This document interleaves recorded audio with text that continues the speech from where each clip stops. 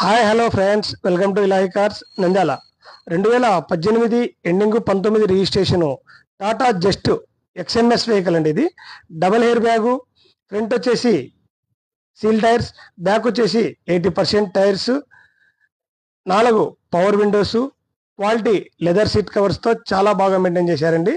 Vehicle వచ్చేసి on government duty, contact అయిపోయిన తర్వాత సేల్ చేసేస్తున్నారు. వెహికల్ అయితే రీడింగ్ అయితే 82,000 ఉందండి.